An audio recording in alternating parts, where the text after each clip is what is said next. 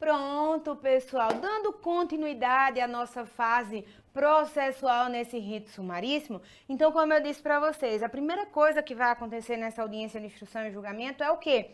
É a tentativa, uma nova proposta, uma nova tentativa de conciliação em transação penal. Se elas acontecerem, acabou o processo, né? Assim, acabou o procedimento. Se elas não acontecerem, aí eu parto para a realização do que a lei chama de denúncia ou queixa oral. Perceba que o que vigora no juizado especial criminal é a oralidade. Só que em relação a isso aqui, pessoal, vocês precisam ter cuidado. Por quê? Porque leve em consideração que a denúncia, ela não tem prazo em si para ser apresentada. Aquele prazo de 5 dias se o agente estiver preso, 15 dias se ele estiver solto, é o que a gente chama de prazo impróprio, que se não for apresentada não vai ocasionar nenhum tipo de prejuízo, mas a queixa-crime não. A queixa-crime ela tem prazo decadencial de 6 meses, a contar da data do conhecimento da autoria delitiva. Então, nesse caso específico, você vai ter que verificar se esta audiência de instrução e julgamento, ela vai ser realizada num prazo de 6 meses ou não, que no geral não acontece dentro desse prazo. E aí, Tassi, como é que fica? Você que vai estar como advogado da vítima, você vai ter que apresentar a queixa-crime de forma escrita, sob pena de decadência ao direito de queixa. Então, você que está como advogado da vítima vai ter que apresentar a queixa-crime, ainda que não seja nesta fase, que é a fase oral. Por quê? Porque se você não apresenta, gera decadência ao direito de queixa, beleza? Então, cuidado em relação a este prazo da denúncia, que é um prazo impróprio, e o prazo da queixa-crime, que é, nesse caso específico, o prazo fatal. Mas tudo isso vai acontecer na audiência de instrução e julgamento. A regra é que a peça inicial acusatória, ela seja realizada de maneira oral. Depois disso, Tassi, o que é que eu tenho? Aí o artigo 81 da Lei 9.099/95, vai estabelecer que, aberta a audiência, eu vou ter nova tentativa de conciliação, se não der certo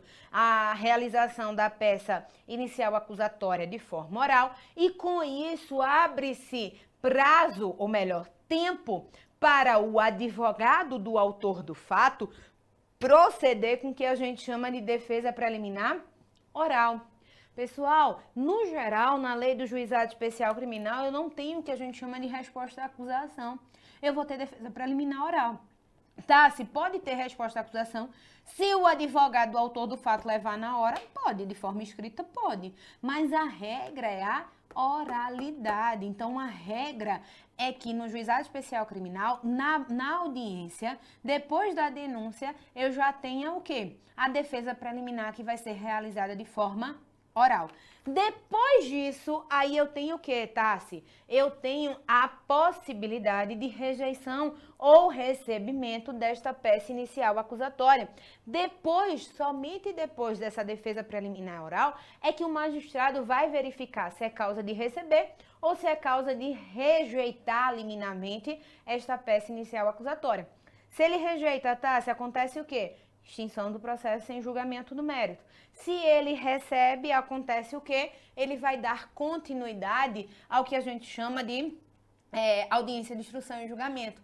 E na prática, pessoal, logo depois do recebimento da peça inicial acusatória, é a oportunidade em que há proposta de suspensão condicional do processo nos moldes do artigo 89 da Lei 9.099/95.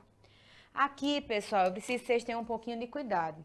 A suspensão condicional do processo, como o nome mesmo já diz, é o quê? Você suspender o processo.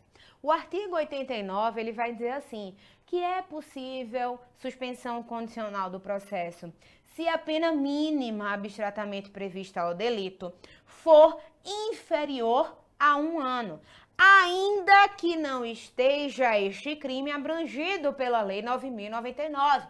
Aí pode o Ministério Público oferecer, é uma discricionariedade, tá? Pode o Ministério Público oferecer a proposta de suspensão condicional do processo, fazendo com que haja o quê? Suspensão deste processo por um período de prova, que varia entre 2 a 4 anos, desde que o agente, o autor do fato, cumpra os requisitos constantes lá no artigo 89, ou seja, não tenha sido processado nem condenado por determinado crime, não esteja, sendo processado nem condenado por determinado crime, que esta medida ela seja socialmente recomendável, inclusive.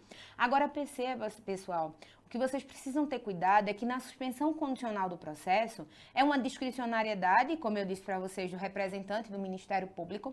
Quem propõe a suspensão condicional do processo é o representante do Ministério Público e eu vou verificar qual é a pena mínima abstratamente prevista. Como assim, Tassi? Cuidado, que é a pena mínima e não a pena máxima. Pode acontecer do crime não ser o que a gente chama de pequeno potencial ofensivo, não ser de competência do juizado especial criminal, mas ainda assim ser cabível suspensão condicional do processo. Exemplo, furto. O crime de furto, ele tem pena de reclusão de 1 a 4 anos. O crime de furto é o crime que a gente chama de que tem médio potencial ofensivo. Qual é o rito, qual é o procedimento do crime de furto? Procedimento ordinário. Até porque qual é a pena máxima abstratamente prevista? 4 anos. E a gente já estudou que se a pena ela é igual ou superior a 4 anos, o procedimento a ser adotado é o procedimento comum ordinário. Mas, pessoal, perceba que a pena mínima abstratamente prevista ao delito de furto é de 1 ano. E aí, é possível suspensão condicional do processo? É, desde que o agente preencha os requisitos do artigo 89. Porque o artigo 89 vai estabelecer que eu tenho que olhar não a pena máxima, mas a pena mínima combinada ao delito. E se ela for igual ou inferior a 1 ano, ainda que este crime não esteja abrangido pela 9.099, é possível a suspensão condicional do processo, beleza? Tranquilo? Então, cuidado com isso. E cuidado ainda também, pessoal, se eu tiver, por exemplo, concurso de crimes, ou se eu tiver causas de aumento, diminuição de pena. Por quê? Porque isso vai ser levado em consideração, tanto para eu verificar qual é a competência, qual é o procedimento, quanto para eu verificar se cabe algum tipo de benefício, como é o caso da suspensão condicional do processo. Como assim, Tassi? Eu disse para vocês que o crime de furto, por exemplo, ele por si só é possível, em regra, a suspensão condicional do processo. Mas, digamos que o agente ele tenha cometido crime de furto em concurso material, por exemplo, com crime de estelionato, que tem pena de reclusão de 1 a 5 anos. Pessoal, o que é que vai acontecer? Poderia o agente ter a possibilidade, poderia o agente ter a proposta de suspensão condicional do processo nesse caso? Não. Por quê? Porque apesar de ambos os crimes eles terem pena mínima não superior a 1 ano, quando eu for verificar essa possibilidade de suspensão condicional do processo, eu vou ter que somar as penas mínimas. Então, aqui não seria possível. Se o agente ele está respondendo em concurso material, no crime de furto, bem como no crime de estelionato, ainda que seja concurso formal também, porque vai aumentar a pena e ainda assim já sairia da competência e da possibilidade de suspensão condicional do processo. Agora, se eu tenho, por exemplo, uma difamação e uma injúria, as penas mínimas abstratamente previstas, se somadas, não chegam a ser mais do que 1 ano. Então, nesse caso, pessoal, seria possível, ainda assim, ainda que eu tenha um concurso de delitos, ainda assim seria possível a suspensão condicional do processo, beleza? Outra coisa que vocês ainda precisam saber em relação à suspensão condicional do processo. Na suspensão condicional do processo, assim como a transação penal, ela não gera nenhum tipo de reincidência, tá, pessoal? Ela não gera reincidência, não gera maus antecedentes, ela não fica escrita na folha de antecedentes do agente, ela fica escritazinha ali para que o agente ele não tenha direito a este novo benefício também pelo prazo de 5 anos. A partir do momento que ele cumpre o período de prova, que vai entre 2 a 4 anos, vai ser decidido por uma proposta de de suspensão condicional do processo, já eu vou trocando as bolas, vai ser decidido por uma proposta aí de suspensão condicional do processo. Durante este período de prova, que vai entre 2 a 4 anos, o agente ele fica limitado a fazer determinadas coisas de acordo com a proposta realizada pelo representante do Ministério Público. Ao final deste período, se ele não descumprir essa suspensão, extingue-se a punibilidade do agente. Beleza, pessoal? Tranquilo? Vamos certo? Vamos dar continuidade? Bora! E aí, pessoal, não tem proposta de suspensão condicional do processo? Essa proposta, ou melhor, não foi aceita? Aí eu vou fazer o quê? Vou dar continuidade à audiência de instrução e julgamento com a realização, aí a gente já sabe, da colheita probatória. E aí eu vou ter primeiro o quê? Oitiva do ofendido, se for possível. Depois o quê? A inquirição das testemunhas de acusação. Depois eu vou ter o quê? A inquirição das testemunhas de defesa, necessariamente nesta ordem. Cuidado que aqui, em relação às testemunhas, são 3 testemunhas para cada parte, por uma aplicação analógica, né? Por uma aplicação ao artigo 34 da referida lei, porque na parte, vocês sabem que a lei do juizado especial criminal, ela é dividida pelo juizado especial civil e pelo juizado especial criminal. Então, do artigo, acho que é 3º, até efetivamente o artigo 62, acho que é 62, 59, enfim, é só a parte do juizado especial civil. Depois eu começo a parte do juizado especial criminal. Se você procurar desde a parte do juizado especial criminal, você não vai encontrar qual é o número de testemunhas que podem ser ouvidas na hora da instrução e julgamento, porque não tem. Eu tenho na aplicação do artigo 34, que me fala do juizado especial civil. Então, por analogia, aplica-se também este artigo no juizado especial criminal. Então, eu tenho 3 possibilidades, eu tenho 3 testemunhas para serem ouvidas por cada parte. 3 testemunhas para serem enroladas por cada parte, beleza?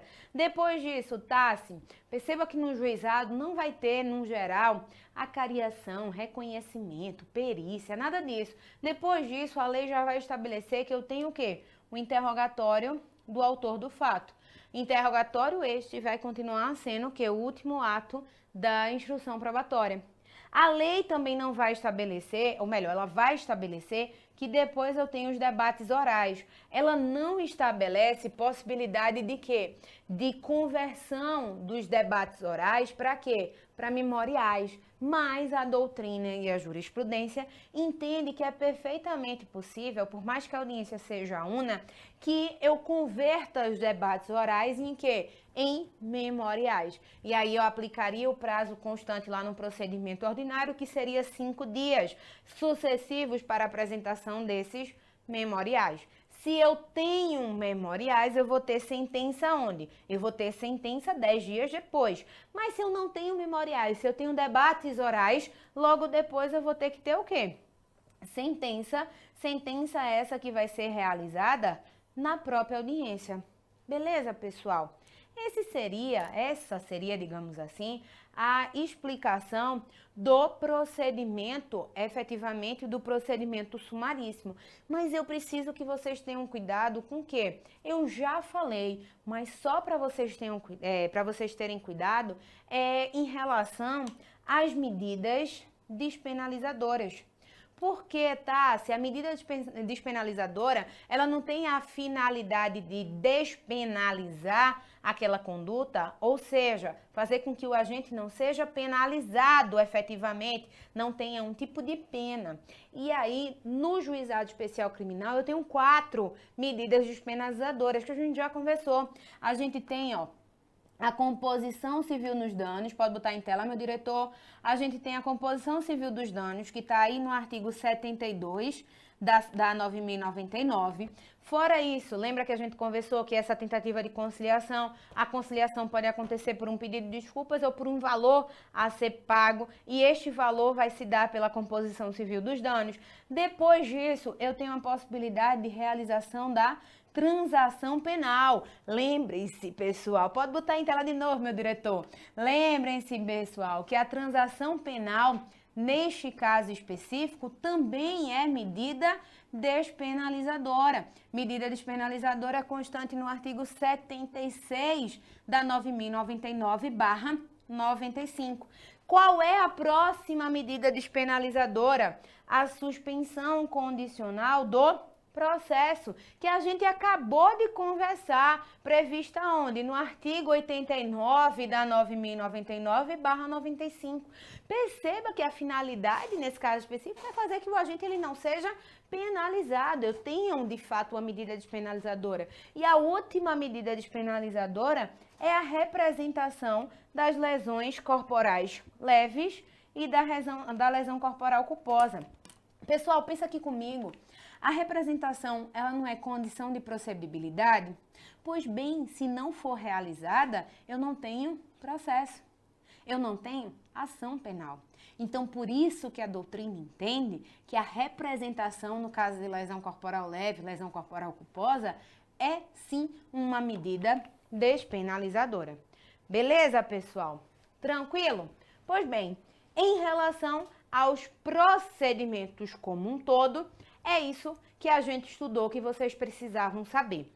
E aí, como vocês já sabem, não custa nada lembrar, qualquer tipo de dúvida, é claro que vocês podem tirar através do plantão de dúvidas, só clicar no meu nome, Tassiana Jaquinto, e fazer a pergunta referida a mim, ou então você pode acompanhar a gente pelas redes sociais, no @vemquepassa, no @tassic.jaquinto, beleza? Então a gente se encontra posteriormente. Abraços, pessoal!